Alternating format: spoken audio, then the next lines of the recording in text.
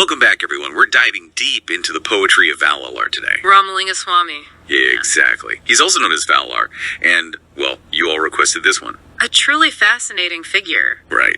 And his poetry, it's surprisingly intricate. Oh, absolutely. Layers of meaning, and we're working with an English translation, of course, so no need to worry if you don't know Tamil. But even in translation, the depth of his thought comes through. For sure, and he was much more than just a poet, wasn't he? Oh yeah, Valar was a major force in 19th century India. A real social reformer. Deeply spiritual, dedicated to human welfare, really wanted to uplift everyone. So his work's rooted in Tamil tradition, obviously. But it speaks to something universal too, you know? And this poem, it feels like a glimpse into his personal journey. But then those reflections, so timeless. They really are. Okay, so let's jump in. The poem opens with this striking image. Shall I seek a bond of friendship, pure and unwavering like water? It's so simple yet. Profound, right? Right from the start, he's setting the stage for his exploration of spiritual growth. I see it. And water, it's a powerful symbol. Yeah, in so many traditions. Purity, clarity, essential life force. So he's asking, how can we create relationships, I guess, with ourselves, others, With the divine, yeah. that embody those same qualities? That's deep. And then, bam, right into this inner struggle. Yeah. Should I speak at length with kind words or choose to speak harsh words? He's grappling with how we communicate, how we balance things. Compassion and truth. Yeah, and that's relevant, isn't it? Oh, big time. Especially these days, it feels like. It's always a challenge, right? To be truthful, maybe you need to be firm. But how do you do that without, Without losing the kindness, the understanding. Exactly. That- Valar, he was wrestling with that. He was, and he offers some really interesting insight. And then this next part, this is where things got really thought-provoking for me. Oh, tell me. He asks, will I be elevated by grace from the outside, leading to my spiritual upliftment? Ah, yes, the question of where spiritual growth comes from. Is it our efforts? Or Something something beyond ourselves. Divine intervention. Grace. This debate, it's been going on for centuries. In so many traditions. Valar, coming from that Tamil Siddha tradition, he offers a unique perspective. Yeah, and it's interesting how he acknowledges the potential for external grace, but But there's this emphasis on personal action, too. it's a balance, for sure. Before we go any further, though, I gotta mention, we're experiencing this poem through an English translation. True. I mean, I'm really curious about the original Camel. Oh, me too. The musicality of Valar's words, Maybe we could even dig up a recording, share a little snippet later. That'd be amazing to hear those sounds, the rhythms. For sure. But for now, let's stick with this translation. There's this one line that really resonated with me. The greatest joy lies in attaining the highest state of greatness.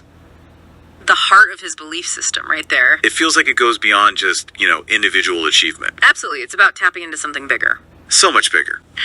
But what does greatness even mean in Valar's world? That's the key question, isn't it? For him, I think it's about transcending the ego. Letting go of that small self. Recognizing our connection to, well, everything. And fulfilling our potential as human beings, right? Which for Valar, it's all about compassion, service. And striving for enlightenment. He even founded a spiritual fellowship, the Samarasa Sudha Sanmarga Satya Sangam.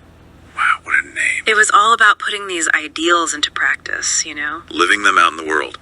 So greatness isn't about personal gain. Not at all. It's about something much more expansive. About our connection to the whole, to everyone. And using that understanding to make a difference. Which is something we'll dig into more in the next part of our deep dive. Definitely. There's so much more to unpack here. For sure. So stay tuned, folks. We'll be right back after a short break. Yeah, Valar's idea of greatness, it's really fascinating. It is, especially in the context of his emphasis on service, compassion. Right, but then there's this part a few lines later where he talks about gaining honor wearing divine attire in public. Yeah, that's where things got a little tricky for me. I can see why on the surface it seems to clash with that whole inner transformation thing. It does. Is he saying outward recognition matters after all? Well, remember, we are working with a translation here. True. Always an extra layer. And the phrase divine attire in the original Tamil. Oh, you think it could have different interpretations? I think it's possible. The nuances might be lost in translation. So how do we reconcile this outward recognition with his focus on inner purity, transcending the ego? Right, well, if we look deeper, I think the divine attire could be a metaphor. A metaphor. Okay, I'm listening. For the qualities that, naturally manifest when we really transform internally. Ah, I see. So it's not about seeking recognition. Not for its own sake, no. But more about how our inner growth, it kind of shines through in what we do, how we interact with others. Exactly. It's the outward expression of that inner light, you could say. The natural consequence of aligning with our true nature. And for Valar, that true nature is all about compassion, kindness, selfless service. Right. He believed that as we purify ourselves, connect with that inner greatness. We become instruments of change, positive change in the world. So the divine attire, it's those qualities made visible through our actions. Like a ripple effect. I like that. And that leads us to the final lines, right? Where there's this real sense of urgency. Oh, yeah. He says, this is the right moment, the perfect time for change and progress. Act quickly, for this is the moment to change the world. Wow, that's powerful. And what strikes me is he doesn't specify what kind of change. It's open-ended, right? Which makes it, I don't know, even more relevant today, like he's speaking directly to us. He's saying, find what resonates with you, what lights your fire, and go for it. He's not giving us a set path, but urging us to use our own unique gifts, our passions, to make a difference. Yeah, it's like he's giving us permission to just be ourselves. To find our own way of making a difference. But that urgency, that the time is now feeling. That's powerful stuff. It really pushes you to think. It does. It makes you wonder what Valar would say to us directly, if he were here. That's a good question, actually. What do you think he would ask? I think he might ask, what change in the world are you called to make? What unique contribution can you offer? Wow, that's really something. It's not just a general call to action, it's personal, you know? It is. It makes you look inward.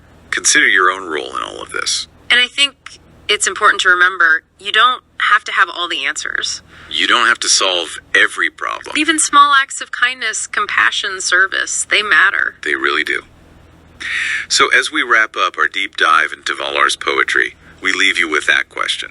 What would Valar inspire you to do differently? What change, big or small, could you initiate in your own little corner of the world? Maybe it's reaching out to someone in need, volunteering your time for a cause you believe in. Or being more mindful of your impact on the planet. Or maybe it's something totally unique to you, something that sparks that passion, ignites your soul. What matters is that we all have a part to play in making the world well. A more just, compassionate, and enlightened place. Beautifully said. Yeah. And as Valar reminds us, the time to act is now. Don't wait, embrace this moment. Tap into that inner greatness and make your unique contribution to the world. So as you go about your day, let Valar's words resonate within you. What change will you choose? What legacy will you leave behind? The power, as always, lies within you.